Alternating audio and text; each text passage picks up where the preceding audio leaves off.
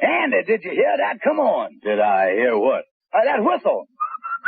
That's the Rinso White whistle. Oh, yeah, and Rinso means us. That's right. Rinso gets clothes Rinso White, and Rinso presents the Amos and Andy Show.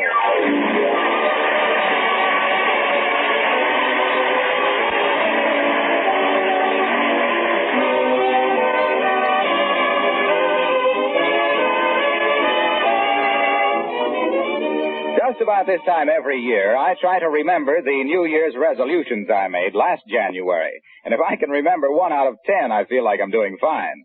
Of course, there are some resolutions you just can't help but keep.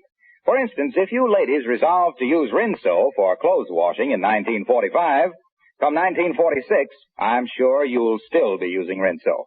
Because those soapy-rich suds make wash day easy. As little as a short 10-minute soak, plus a few quick finger rubs on extra soiled places, gives you a wash that's spotless all over. All your lovely washable colors come Rinso bright, safely, through wash after wash. And you'll hang out a white wash that's Rinso White. So don't forget, get Rinso. And now, our stars, Amos and Andy.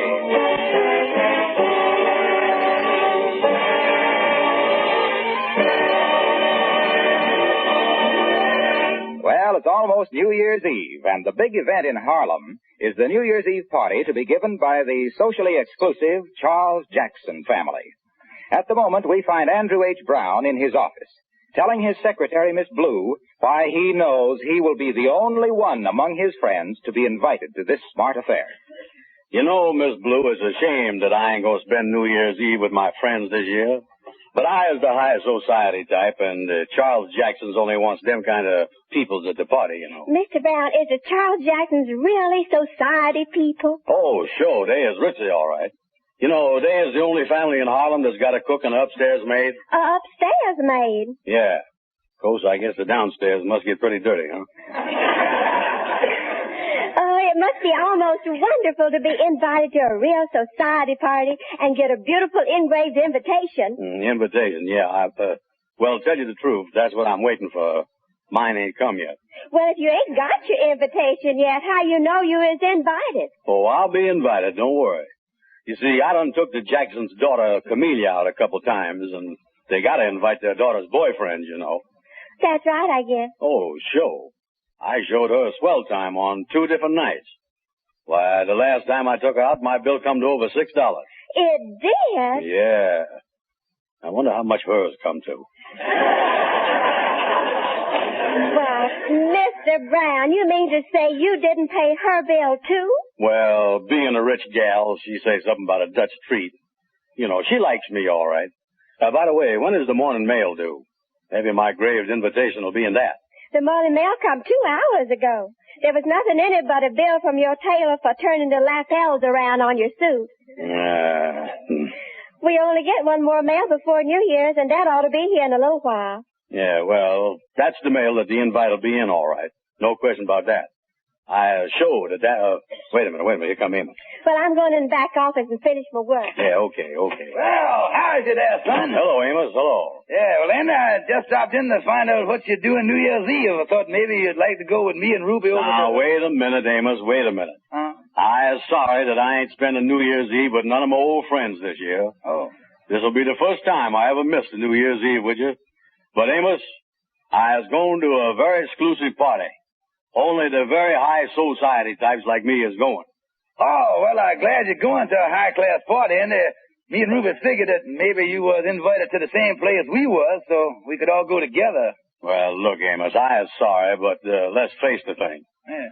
You was a good enough guy, but we don't revolve around in the same social circles, that's all. Yeah. By the way, where's you invited to? Oh, I don't guess it'll be very exciting. Me and Ruby are going to a little get-together over at the Charles Jackson. Yeah, well, it's too bad that we can't... where'd you say? The Charles Jackson. But that's where I was going. Is you sure you was invited? Well, I guess so, Andy. They sent us an invitation.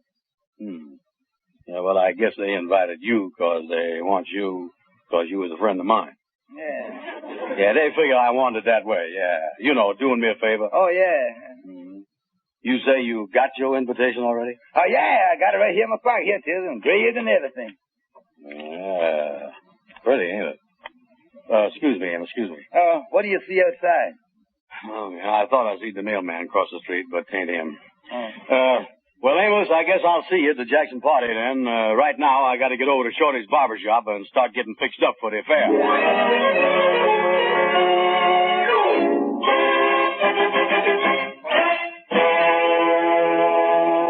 Hey, wait a minute, Shorty. What is that stuff you putting on my hair? Oh, they're just stuff that, it's a special hair oil. I mean, it's got olive oil. It's a pomade that you put, it's imported hair gel that you make. Just plain lard.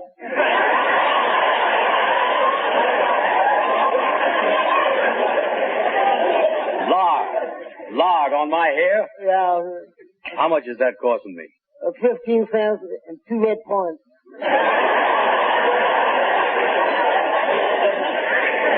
2 red points. Listen, Shorty, after this, please keep my scalp vegetarian, will you? Say, by the way, Shorty, I want to tell you that this is a nice, smooth shave you done give me. Yeah, so thank you, Andy. Here, I'll hold up this looking glass so you can see how your hair looks in the back. Yeah, look nice and smooth. Yeah, that's the best. Hey, wait a minute, Shorty. Wait a minute. The way you got that looking glass held up there, I was looking at the back of your head. You will? Yeah. How do it look back there? Well, never mind how you look. The important thing is how I look. I was going to the richest New Year's Eve party in town. Real society stuff. Oh, you will? Yeah. That's nice, all right. Yeah, I ain't got my invitation yet, but I know I was going to get it. Too bad, too, that my friends can't be invited to a high-class party like this one. Yeah, it's bad, all right. You know something? I sure sorry we can't be together New Year's Eve, Andy. Yeah, me too, Shorty. But that's how it goes when you was a high society type like I is. By the way, where's you invited to go New Year's Eve? Oh, I ain't going no place special. I thought I'd stay at home. I'll be by myself. I'll just take it easy and I'm going to the Charles Jackson party.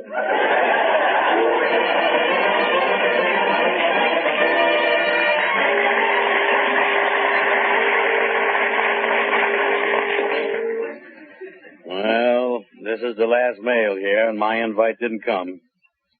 Oh, me. This is going to be some New Year's Eve for me, all right. Well. Hello there, Miss Vander. Oh, hello, Lightning. Hello. What's the matter, Miss Vander? How come you look so down in the dumps? Oh, Lightning, I was regusted.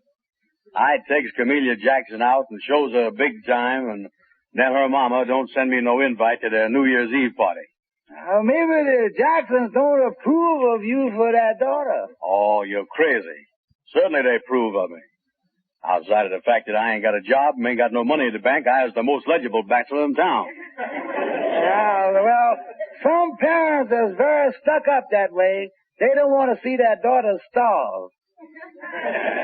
Yeah, you're right, Lightning. They must be peculiar people. I wouldn't feel too bad about them, Miss Vander. The Jacksons is very exclusive, and a lot of people wasn't invited, I guess. Yeah, you're right. Besides, old pal, now me and you can spend New Year's Eve together. Yeah, but we could, except for one thing. Yeah, what's that? Me and my wife was invited to the Charles Jackson party. Yeah. Well, so long, Lightning. I'm going over to see the Kingfish. Look like he's the only one left that I can spend New Year's Eve with.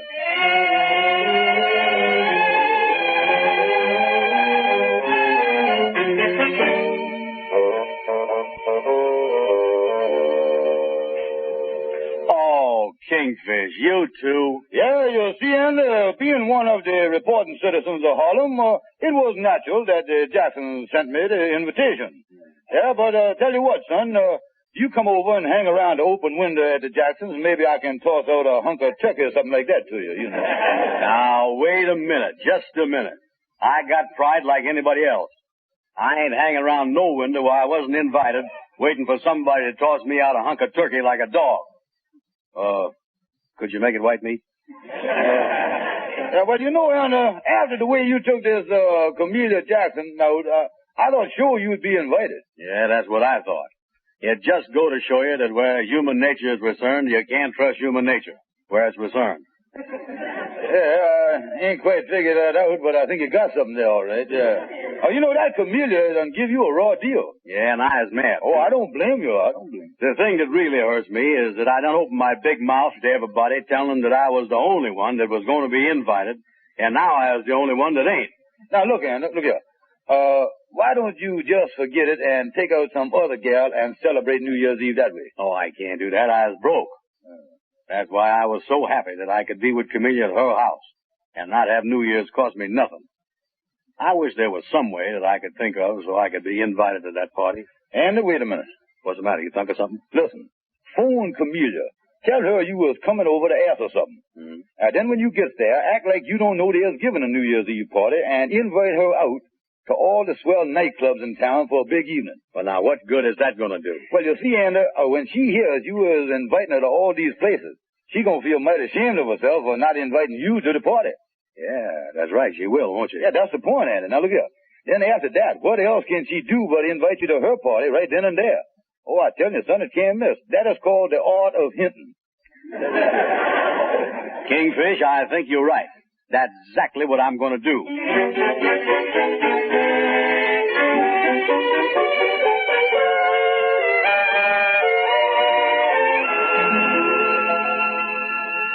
Oh, Camellia, dear. What is it, Mama? Oh, Camellia, a terrible thing has happened, and I feel just awful about it. Why? What happened? Why, I just went over the invitation list again, and of all people, I forgot to send one to your boyfriend, Andy Brown. Oh, don't worry about it, Mama. Andy phoned, and he'll be here any minute. I can ask him then. Oh, that's fine. I'm suddenly glad I discovered it before it was too late. Oh, that must be Andy now, Mama. I'll let him in. Well, say hello to him for me, Camellia. I still have so much to do before the party. All right, Mama. Hello, Andy. Come in. Hello, Camellia. Gee, it's good to see you, Andy. Look, Camellia, I come over to ask you something. I got something to ask you, too. Yeah, well, I'll ask you mine now. Listen, Camellia, how about going out with me New Year's Eve to about 3 of the biggest nightclubs in Harlem? We'll really have a big time. Oh, Andy, I'd love to. Yeah, well, I'm sorry you can't on account of you got it, what'd you say? I said I'd love to. You know, I was just about to ask you to come to the party my folks are giving. But what's an old party at home compared to the New Year's Eve you've got planned? Yeah, but, Camellia, don't you think on second thought there, you folks might not like you not being at your own party? Oh, no, they won't mind. Oh, well, I couldn't do that. No. I'll cancel my reservations at the nightclubs, and I'll come to your party. Andy, don't be silly. It's all settled. Now, I'm going to you on your New Year's Eve. Yeah. Well, anyway, I'm certainly glad there's a new year coming. It's got to have less trouble for me to get into than this one did.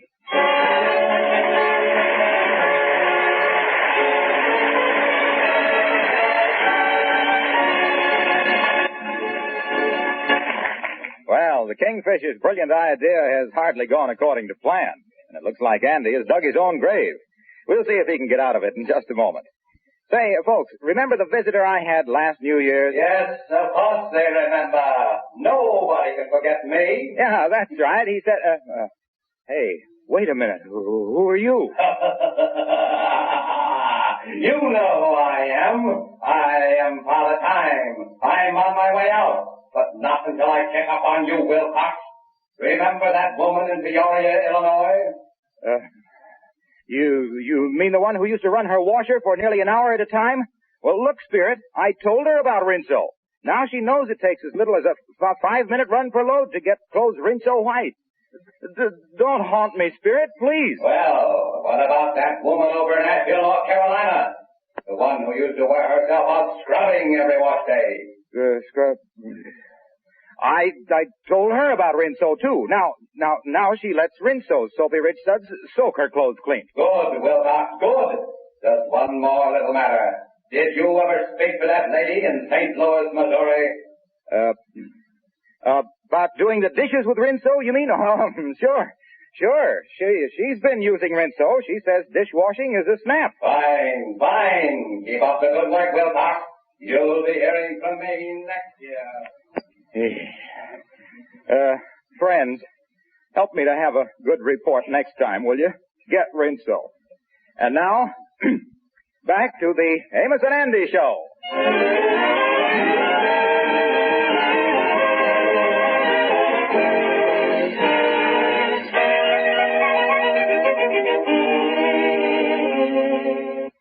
Well, now it looks like Andy is definitely going to spend New Year's Eve alone. By taking the Kingfish's advice, he's gotten himself hooked up for an expensive evening, making the rounds of the best Harlem nightclubs.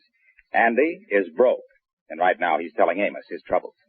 Well, that's the story, Amos, and I ain't got the money to take it to a picture show, much less to 3 big nightclubs. Yeah, well, I tell you one thing, Andy. Where you is concerned, there certainly ain't no trouble shortage. Yeah. What is you going to tell Camellia Jackson now? I done already told her. What? I phoned a little while ago that I was called out of town on business. Oh, Amos, a fine New Year's Eve I'm going to have. Now, wait a minute. Here comes Fred Gwendell. Well, hello there, boys. Happy New Year to both of you. Yeah, same to you, Fred. Andy, the reason I dropped in was to ask you to do a little favor for me. Now, wait a minute. I ain't in no mood to do nobody no favor.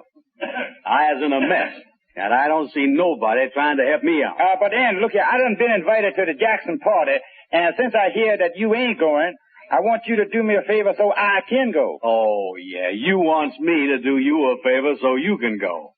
Everybody goes there but me. Well, I ain't gonna do you no favor. Yeah, well, since you ain't going to the party, Andy, at least you can listen to what Fred got to say. Look, fellas, I got enough trouble without listening to either one of you. Now, will you all get out of here and let me alone, both of you? I ain't doing no favors for nobody. Well, Andy, if that's the way you feel about it, all right, so long. Wait a minute. I'll go with you, Fred. I gotta drive by and pick up the woman that's gonna stay with our children so Ruben and me can go to the party tonight. Well, so long, Andy. Sorry you feel like you do, but so long. They're sorry that I feel like I do. They all get invited to the party. But I is alone. And it's almost New Year's Eve, too. Hello there, Andy. Well, Reverend Johnson, come in. Yeah, thank you. Didn't see you at church this morning, Andy. Yeah, well, I've been pretty busy today, Reverend Johnson. I'll be there next week, though. Yes, I can understand about people being busy. Yes, a lot of our friends are busy preparing for the new year.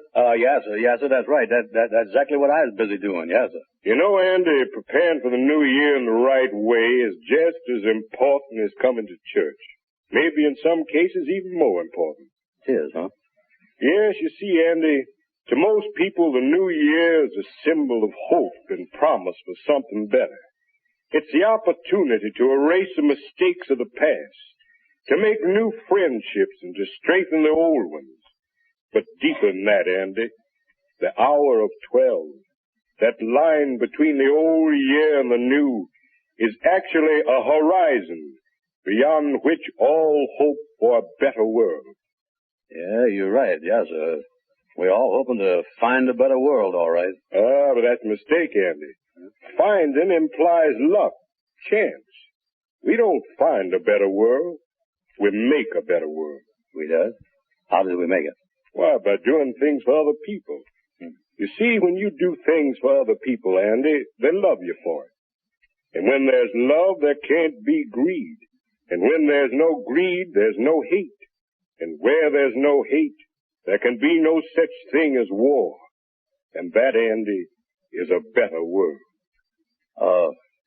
Reverend Johnson, you mean that if I do's another fella a favor, someday it'll come back to me? Is that what you mean? 1,000-fold. Remember these words, my son. Cast thy bread upon the waters. Cast thy bread. Say, Reverend, I just remember a favor I refused to do for a friend. I'm going out and do it right now, you know it? I'm glad, Andy. By doing this favor, you'll make this a better world. Yes, sir. You can count on me. But don't expect too much of a change the first day.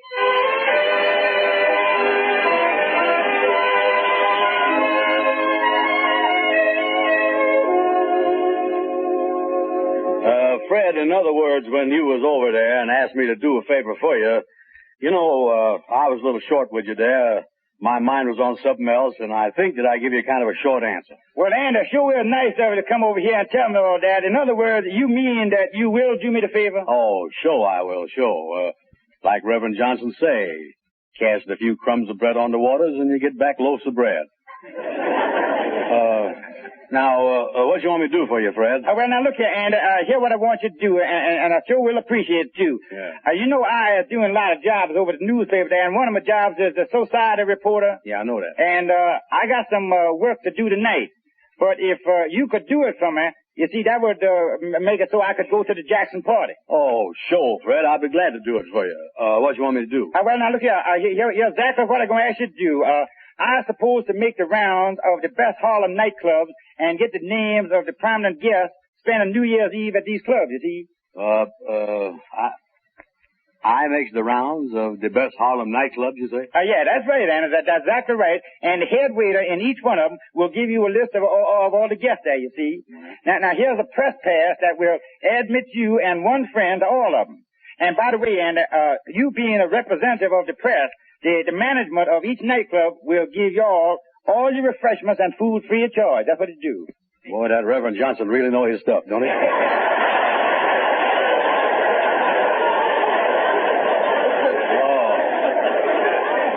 This is great. I'll call Chameleon, tell her I was back in town. That bread I cast on the water this time is coming back in the shape of a wedding cake.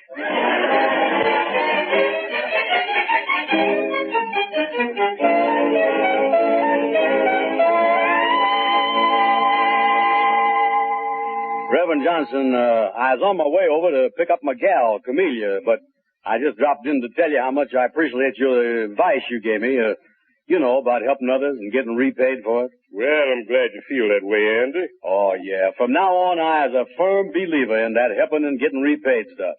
I never seen nothing work so fast. Andy, I wonder if you'd do a favor for me right now. Well, I got a handful of bread. Where do you want me to throw it? Well, there's a young couple, a soldier and his girl. Well, they're waiting in the chapel for me to marry. I was on my way out to find a witness, but now that you're here... Oh, sure. I'll be glad to be a witness at the wedding, sure. Well, thank you, Andy. Yeah, here's a young couple now. Sally, Jimmy, come over here, will you? I'd like for you to meet Andrew Brown.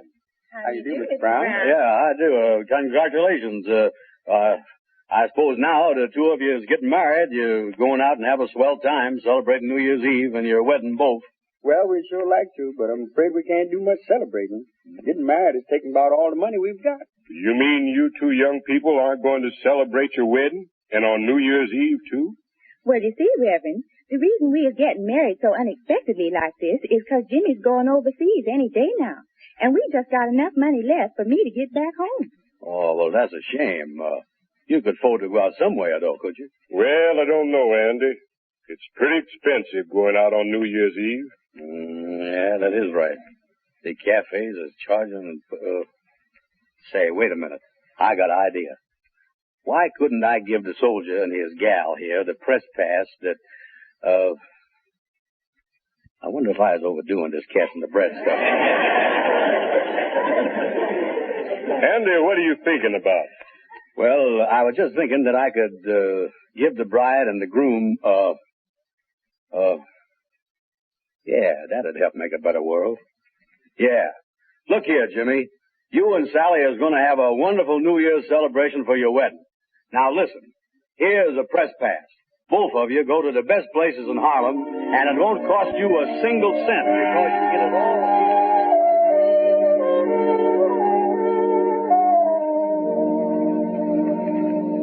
Well, this is great. Back home, 4 walls, by myself. Had to go get soft on it and give that press pass away to them kids.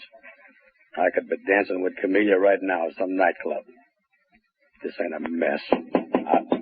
Wish everybody let me alone. Come in.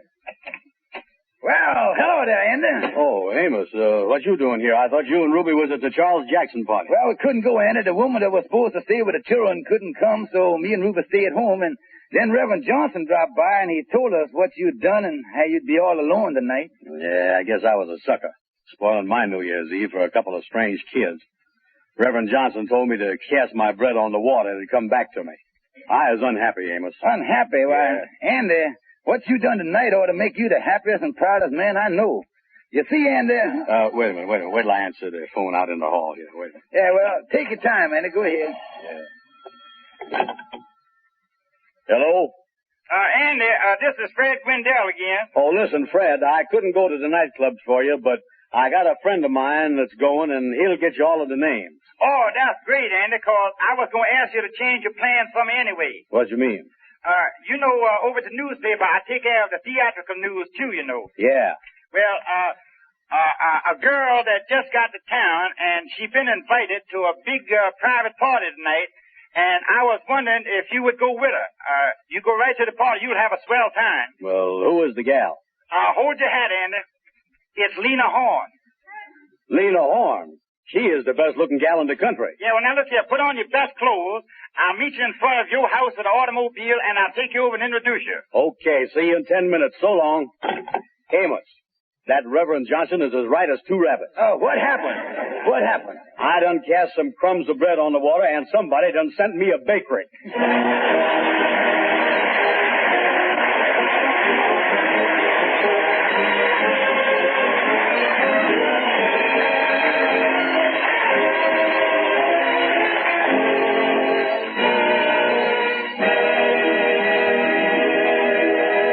Now, here are Amos and Andy again. How do you do, folks? Hello, everybody. Well, Father Time is about to chop off another year. And before the year passes, we want to again tell you folks how much we really appreciate your friendship and loyalty, which you have shown us in the past. Yes, we are very grateful for the way you have listened to our program each week. Also for your very nice letters. And we are very grateful for the fact that so many of our friends have tried Rinso through hearing Harlow Wilcox tell about it. Yes, we feel particularly proud of that because we know you have found Rinso to be a great help to you. We're going to try to merit your continued friendship during the coming year by giving you the very best shows that we can possibly give. And now, from our hearts, we wish you a very happy New Year, hoping that 1945 will bring victory and happiness. That goes for me, too, folks. Good night, and Happy New Year.